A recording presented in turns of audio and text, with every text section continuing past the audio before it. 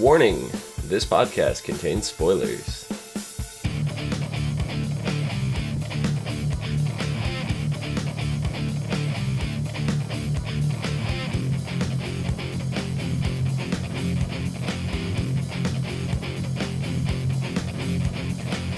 What's up, everyone, and welcome to the ASOTV podcast for the original Season 2, Episode 6, Wheel Within the Wheel. I'm your host, Dom. With me is my co-host, Mike. Yeah? What are you doing here? I caught up? Oh, you caught up. I'm also in the wrong space. You are. You're in your wife's chair. I'm in my wife's chair, which is ever sinking on me. Oh. So we're going to watch throughout the... See, look, my height now, throughout the whole episode, I'm going to sink. Okay, then. So, now that you've caught up, what are your opinions on this season compared to last season? It's actually pretty good, surprisingly. I mean, last season I thought for a spin-off show that Originals was, and my opinions are documented in this podcast, that this, for a spin-off, the show was actually really damn good, if not better than the Vampire Diaries. And now this season just seems to be continuing the trend for me. I mean, I don't know. I kind of get a feeling like, all right, they're going different. But I'm getting a feel like last season. It's like, okay, nothing's ever going to be resolved. No one's going to live happily ever after. There's going to always be four sides trying to tear each other's throats out. And we're just going to add a fifth maybe later. We're not going to tell you about it. Fortunately, the ratings are dropping on this show, and that really upsets me. But I don't think they're dropping to red line area. I fully believe that this is going to be renewed for a third season. Well, I was looking at their numbers, and their ratings are dropping. And they're like, for example, they're 1/5 the viewership of Agents of S.H.I.E.L.D. And they're saying, oh, Agents of S.H.I.E.L.D.'s ratings are dropping to a dangerous, viewers are dropping to a dangerously low number. I'm like, the hell are you talking about? Their show's on the air with 1/10 the viewership. Yeah, but and they're still going strong. Every broadcasting company is different, and yeah, you're right. CW has, I believe, 2 shows that are actually lower than the originals right now. So taking the originals out when those other 2 shows are doing like 0.7, 0.07 or no, it's 0.7. It's 0.7% lower than the originals. So yeah, okay, that makes sense. Yeah, so I don't fear that this show's going anywhere with 2 shows falling even worse on the rating scale. Right. But anyway, this episode, we are introduced to Esther's sister, Dahlia, for the first time. Didn't know she existed. I know, had no clue. Never even talked or alluded to before, so... It's just like this family, just out of nowhere, went from, like, a family of 3... at the start of season 1 to like a family of 10 million. So there's the 2 parents. There's 7 kids now. An auntie. Well, Auntie Dahlia. Well, okay, so there's not 7 kids now. There's Finn, there's Cole, there's Rebecca, there's Klaus, there's Elijah. We don't know where Freya is. We're gonna assume she's alive, but for all intents and purposes, she's not alive. Henrik's dead. Henrik's dead. You know what? Fuck that, Henrik. So that's 5. We're still at 5, right? Then we have Esther, Michael. We have Klaus's biological father, Ansel, right, who's also introduced this season. And Hope. Right? I ran out of fingers. So we're at 9. No, I don't know where you got 10. We're at 9. Oh, I'm counting Henrik and Freya. They don't count. We're at 9 fine. without them. So yeah. And then we got Hope, and I counted her. We're at 9. Oh, okay. We went from 3 to 9. Oh, and Dahlia. Now you got 10. Okay, you're right. We went from 3 to 10 in one season. That is a big family out of nowhere. So, out of the flashbacks and whatnot, what did you feel about the portrayal of Dahlia? She seemed like a bitch. I mean, I don't know. This was, as they put it in the flashback, ancient Norway. So, I don't know. I mean, plus we didn't really know we didn't know that Dahlia existed in the first place. Now that we got her, we don't really know the family dynamic between her and Esther too much in the past. So maybe her being a bitch was justified. Could be. I mean, it seemed like they were close at the very beginning of the episode when we saw that flashback. Yeah, it's like I could never, I can never deny you, what she said, Right. or refuse you, something, along those lines. And I was like, oh, okay, so she is a loving sister. Maybe she's just that kind of person. I don't know. I mean, and then it came to be by the end of the episode that she ends up taking their firstborn, Freya. Yeah. Who we thought died to the plague. Which clearly did not. Mm-mm. She could have still died to a plague, but I doubt it. No. So, we've been under the impression the whole time that she's been dead, and for all intents and purposes, they think she's dead. Mm-hmm. She was not included in the vampire curse, right? So, if, and then the way the show is running, it's actually a really small if. Typically you would say it's a big if, but it's a really small if. If she was alive, how would they pull that off? Oh, God. Taken at a young age by Auntie Dahlia, who is apparently a more powerful witch than Esther, who was supposedly the most powerful witch in all of existence. I don't know. She was made immortal. She was brought back. Dahlia's not dead either and running around in another body. You know what would be a really cool twist on Dahlia? Huh? Somehow they twisted the Black Dahlia murder into her. Oh, my God. That would Like, be pretty they cool. tried to kill her. This is how they tried to kill her, and it did not stop her. That'd kind of be cool. Well, it'd be an interesting twist. And one I could see them going. Nah, I don't know. I could see them going anywhere with this show at this point, so... Nothing is out of the realm of possibility for me right now. Yeah. I mean, this whole episode really focused on all the original family members. The side characters and stuff that we saw was, we got the return of Jackson, which was Haley's arranged husband. Mm-hmm. And they went on a rescue mission to get Oliver. Yeah, well, Jackson didn't go on the rescue mission. No, but he was involved in the he was involved in and the whatnot. thing. But yeah, the old arranged husband want to go on rescue mission to save man who basically backstabbed him and sold him out. Yeah, apparently he found this dude named Ansel in the woods. Mm-hmm. He was working with him. And we later find out Ansel is Klaus's biological father. Shocker. Yeah, who kind of had returned from the other side and was wandering through the forest and was kind of persuaded, like guided by Esther unknowingly to follow this path. Mm-hmm. So Ansel is not, at least according to what Esther has told us, is not being controlled by Esther. Ansel seems extremely independent. He's adamant that he is not involved with Esther. Mm-hmm. It's not to say they aren't, but I'm pretty sure they're not. He's also adamant in he doesn't want werewolves to come to harm in any way, shape, or form, if he can help it. Right. He's not a fan of vampires. He's not a fan of vampires, so I don't know. I don't blame him. I don't either. But, like, Oliver, really? Like, they killed Oliver off? Like, they rescued him. They got this whole rescue mission. He stood up to the pack.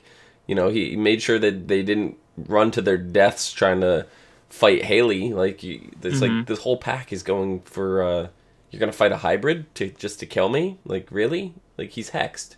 And he's going to die anyway. Yep. It is, I don't know. Oliver is, like, dying this quickly. I mean, he was only introduced to the end of last season. Yeah, well, middle end of last season, and now he's killed off already. But this being the Vampire Diaries universe, I doubt it is the last we will see of him. I don't know. With the other side gone... Oh, right, you're right. I don't know. This being the Vampire Diaries universe, I doubt that's the last we'll see of him. God damn it. The other side is gone. We will never be able to bring back anybody else because they're gone forever. Until all of a sudden it's like, found a loophole. See, there's like the other side of the other side where they go afterwards. The other side of the other side would be this side. No. We're talking about the other side of the other side. There are more. This side. There are objects with more than two sides. If there's this side and the other side, right? Look, see, I'll use not this. An other side, the other side. Here is one side, the living side. Here is the dead side. Oh, look, there's another side, and another, and another, and another. No. No. Oh, come on. If we have one world and then we have the other side, that is implying there's only one other side. Yes, but they could write it however they want, so I guess. Hell, we could be floating. They could be floating through space on like a 20-sided die of different dimensions or some shit like that. Yeah, that was random. Maybe. Doubtful. Doubtful, yes. Basically, my point stands. There's a way we'll see him again. Yeah. I don't. I feel like we may have seen the last of him. We may get a flashback or two, but I think Oliver's gone. I mean, we haven't seen. I don't see. It's been not that long, but it's been oh so long at the same time. Who was that? The witch in season 1 that died in like the finale. She was a prominent person through the whole season. She like died at the end, and I don't even remember her now. Oh yeah. Remember her sister died in the first episode. Oh, she didn't die at the end. She died halfway through. Did she? I thought it was like in the end. Yeah, when the Harvest Witches came back or whatever. What's her name? Shit, what was the one? Monique. That was the one I hated. That's not the one I was talking about. No. I'm saying Monique was the one who killed her. Oh yeah. I'm Sophie? pretty sure that was the finale. Sophie sounds right. It was the mid-season finale before their winter break. Maybe. She died off early. I'll look it up later. It wasn't she died off in the middle. I know this. Yeah. I remember this. Okay. But I didn't remember her name either. It's like, oh, we went so long without her. We haven't seen her again. I think maybe one flashback since then. Probably. So I don't know. I think Oliver's done. Okay, maybe he's done then. I think he's kaput. Kaput. But outside, all right. So me and Nikki have been talking, and Heather have been talking quite a bit about seeing the original werewolf. Okay. And we know Ansel isn't the original werewolf, but do you think now with Ansel being back, we're gonna get more of the werewolf origin story? Maybe, possibly.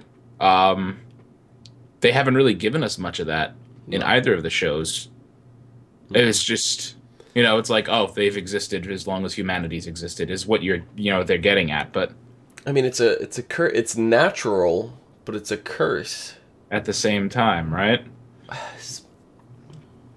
See, this is the part where it gets really confusing, because we have in the Vampire Diaries, we have the barrier, right? This barrier exists and stops all magical entities.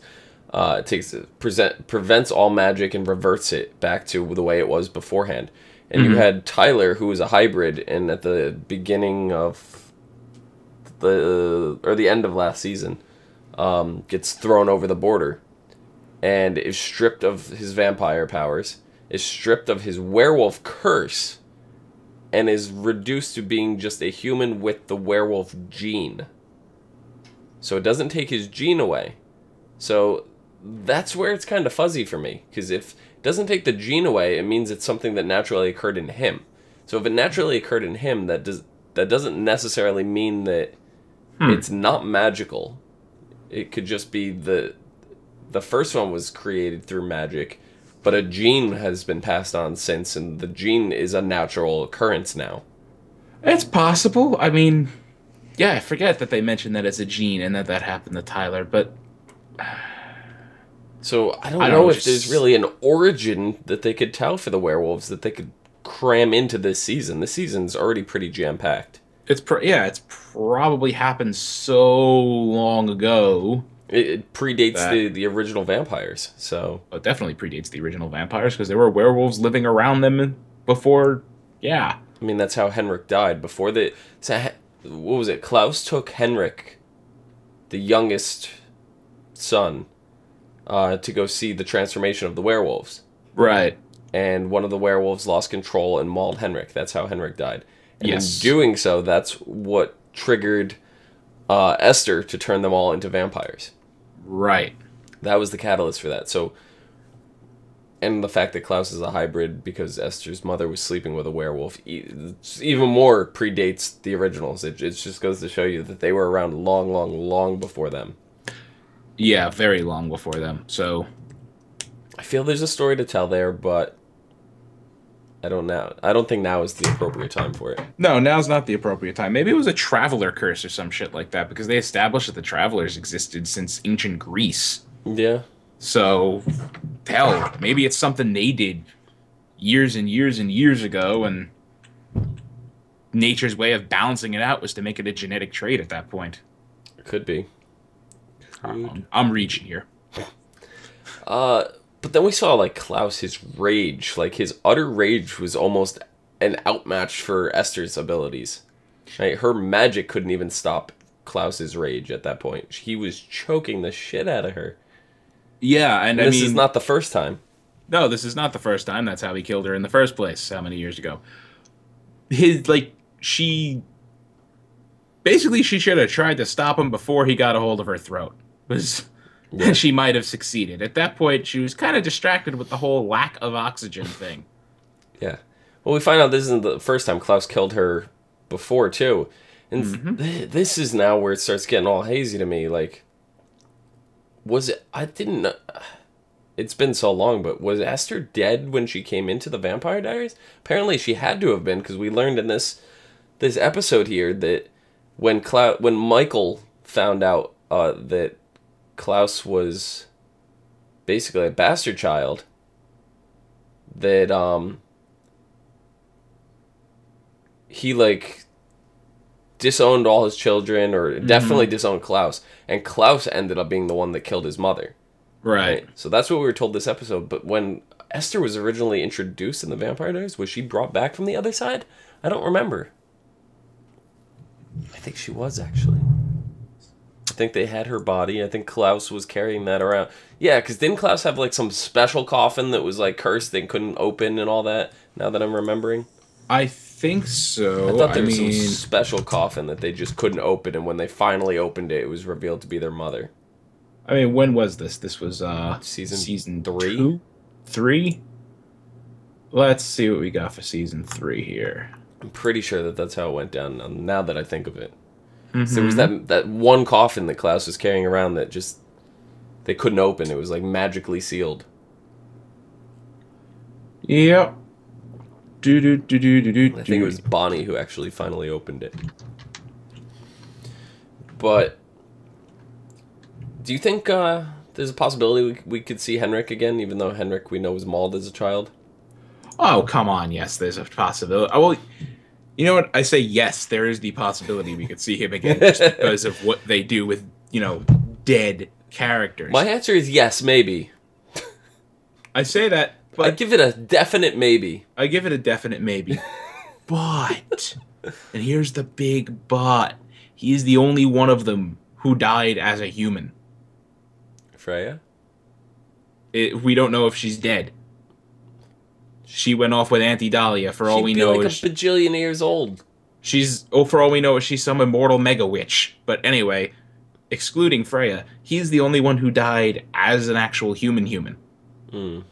So it's possible that he can't be brought back. Of course, they'll find a way, some mumbo-jumbo bullshit, and write it into the story. We'll see him again in, like, 5 episodes. Yeah, definitely. Yep. Maybe. That's a definite maybe. I'm just looking here. Right.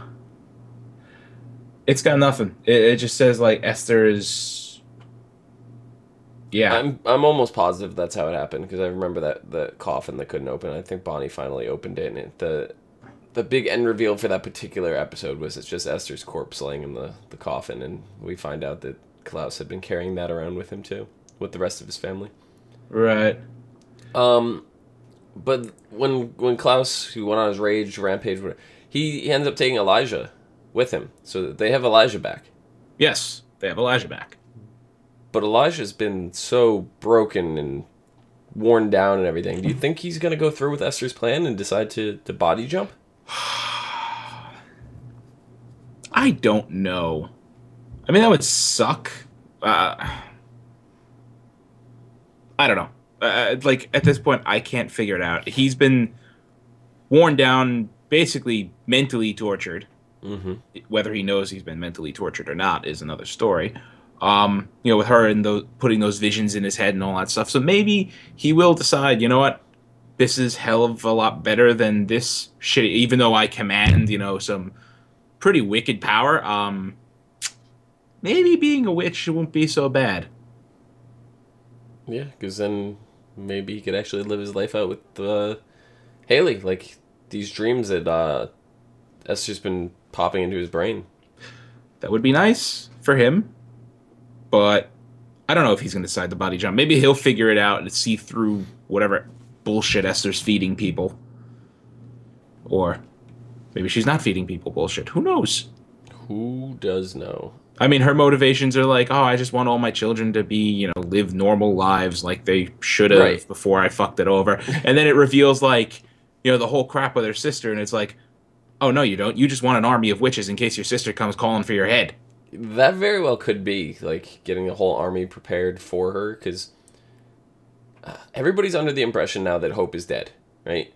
Yeah. And even Esther says, the only reason I tried to kill her is to prevent my sister from coming. Right. So that begs to ask the question, how bad is Dahlia if killing a newborn child is a better alternative than her coming? That's a very good question. How bad is she? We don't know yet. We'll probably find out in the next episode or two. But, she said if Hope didn't die, she was going to come for all of them. And guess what? Hope's not dead. So she's still going to come for all of them. If that logic holds there. Mm-hmm. Oh, I don't know how... She's probably the crazy, badass, immortal mega witch who's going to just snap her fingers and make someone's head explode. I mean, here we thought Davina was badass. Yeah, here we thought she was badass, and then it's like, oh, wait, no. Another level of badass witch. And then in about 5 episodes, then introduce another level of badass witch. And then in the season finale, it's going to be like, I am some random chick, like, I am the mother of all witches. You will all now die. And snaps her fingers, and everybody just dies. Yeah. And then the next episode, someone brings them all back. And it starts all over again. What? I don't know. I don't either. It's not absurd enough for this show yet. Then there's Vincent and Cammy. Mm-hmm. And we have the little thing. Vincent, it definitely seems like Cammy's his weak point. Vincent? Yeah. She even points that out. Yeah, I think he likes me, and that's his blind spot. Mm-hmm. Well, that's very possible. I mean, Cammy even looks like she's ready to exploit it. She's got this dagger with her. It looks like one of the original daggers. It does not look like the ones we've seen from the Vampire Diaries. I thought they were a little bigger and more elaborate, but it looks like, I think, one of the original daggers that we saw at the season 2 of the Vampire Diaries. Mm-hmm. Here's my question, though. Season 3? I don't remember now. If Vincent is Finn in another dude's body, in a witch's body, right? Yes.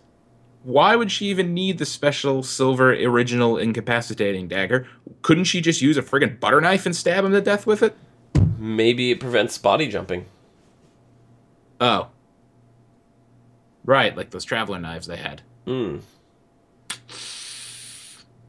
don't really know. We don't really know. You're right. That's a good point. Maybe she just has it because it's like, ooh, shiny dagger that's really, really sharp. I mean, we don't even know for sure if that is an original dagger. It just looks like it's a dagger of some sort. If it is one of the original daggers, then I guess the thought process is better safe than sorry. Yeah. I mean, I would much rather use that than a regular butter knife. Yeah. But I'm just, for the example, she could stab him with anything. She could. But I think body jumping has a lot to do with it. That's probably it then. But Esther even said at one point something about if Michael came for you guys, she'd take care of him herself. So when we were trying to hammer down earlier this season which one of the parents would be a bigger threat, we definitely thought Esther would be, and that they'd focus their attention on taking Esther out first because she's mortal and would probably be easier to kill. But it seems like Michael might be the first to go. Especially since Esther is kind of on their side. When it comes to him, yeah, Esther's kind of on their side with the whole thing, or so she says. And it could be a bullshit again. But, yeah, he may be the first to go. And maybe that's going to be, that epic because they always do, like, their mid-season finale and they leave you on a cliffhanger for 4 months. Yeah. Maybe that's going to be the big deal to end off before the winter break. They, send Michael off to hell or whatever the hell. Yeah, I've heard that we're going to see Rebecca and Hope before the winter break. And if that's the case... Dahlia. Oh, God. Dahlia. Yeah, that'll go over well. I have a feeling it's going to be in the mid-season break episode, too. The one just beforehand. Probably. And that'll be the cliffhanger. Dahlia comes back like, I've come to collect. Yeah. In the meantime, who knows what they're going to do in terms of the family, if Michael and Esther will both be alive at that point, or if one of them will be taken out. Probably Michael. Probably Michael, if I had to pick either of them. Yeah. So. But Ansel coming back, that brings so much more depth to this. Like, I want to see a confrontation between Ansel and Michael. I really want to see that.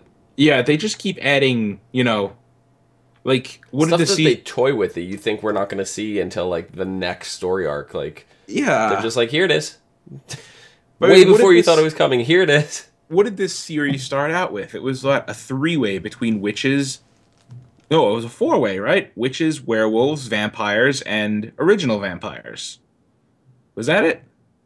It was like the very beginning. Originals versus Marcel. That's Marcel, right? And then came in the witches, and then came in the werewolves. Well, I guess the witches were there from the beginning too. So it was really about Klaus and Marcel was controlling the witches.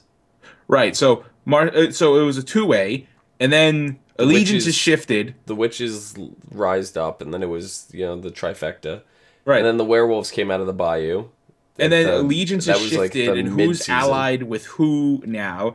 And then they add in Esther, and they add back in Michael. So now we're up to how many different parties? And now they're throwing in Ansel and what crap? I forgot her name. Dahlia. Now they're throwing in there. It's like shifting 4-way, 6-way fight. Who hates who? Yeah, it's brain's crazy. Gonna start boiling out of my ears. Anyway, you have anything else for this episode before your brain boils over? No, just that by the time this season ends, it's going to be a 12-way fight between, different semi-loosely allied factions. And you could draw up a chart of the 12 different points, and there'll be arrows going every which way, and who hates who. Way. Fuck you. Anyway, the next episode is called Chasing the Devil's Tail. Going after everything Esther loves, when Klaus discovers that Elijah has been afflicted by Esther's magic, he heads into the bayou in search of an antidote, but quickly realizes he's not alone. What is it with the bayou holding all of the secrets of, like, antidotes and stuff like that? It's like, we have a problem with some kind of witchy magic, let's head into the bayou and come out with a solution. So I think that's going to definitely be Ansel is tracking him down or whatever. Mm-hmm. Armed with the intel gathered by Aiden, Haley teams up with him, Marcel, Cammy, and Josh, and launches a plan to take down Vincent by exploiting his one weakness, which is Cammy. But Aiden is the werewolf that Josh is dating, or went on the date with, or whatever. So right. Meanwhile, with Esther determined to carry out her plan, Vincent and Caleb are forced to consider their own strategies. Intrigued by Davina's unwavering attempts to create an unlinking spell, Caleb lets her in on some secrets from his past and brings her to a place he frequented in 1914. Interesting. So we're not done with flashbacks quite yet. So they were not done with flashbacks just yet. I feel they're missing a lot of potential naming things by not calling the characters Vincent and Caleb. But God. I mean, really, that's what they are in my mind. That's how That's how I've been keeping it straight when I was catching up. I'm like, and Caleb. Oh, well, God. Think about it for a second. I did. I don't like it. Oh, I like it. It helps my brain keep things straight. But now, see, we're going to be super paranoid, and any female character that's brought in at this point, we're going to be like, oh, Freya. Freya. So, unless it's somebody that Dahlia brings in specifically and just is like, this is Freya. Yeah, that's... I think Cammy might be Freya. Get the fuck out of here. No. Really? With her memories erased, or is she just playing the long con here? I don't think she knows. I don't think she would know either, but that is an interesting theory. Because if it turns out to be right, I'm just gonna if I'm on that episode, if it turns out to be right, and you just say I'm right, I'm just gonna get up and walk off camera for a few minutes because that's... Well, because I'm like, all right, so the way I see it is for them to bring another female character in at this point, everybody's going to be like, that's Freya. It's not going to be a surprise to us. So the only way to surprise us is to take a female character that was already established and be like, ha, mindfuck. So instantly I think of Cammy. All right, you're right. Or Davina. Maybe. I think, because in the flashback, didn't Freya have blonde hair? All right, good point. You win. She did. Tip my own hat to myself. She was Norwegian, for Christ's sake. Yeah. So that is my outlandish theory for the year. Hey, I gotta say, I like that this show is still going, being a spin-off and all that stuff. Definitely. Because we saw how disastrous their second attempt at a backdoor pilot went with Supernatural. Yeah. Yeah. So CW... Good job on this one, bad job on that one. Yeah, keep at it. You guys are doing good.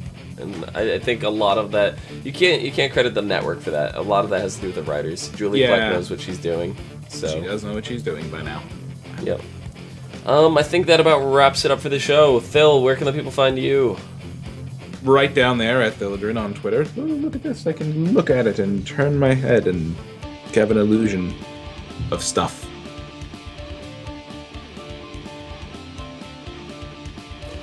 You can find me down below at Phenomenon, PHENOMEDOM.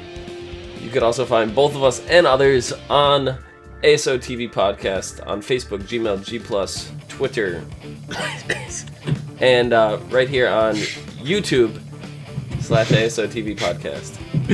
Yo, I almost didn't hear the MySpace and the coughing. I've been coughing. I've been doing that every single time. And I haven't noticed. Since Cleo has added us on MySpace. Because of course she had to. She's a terrible person.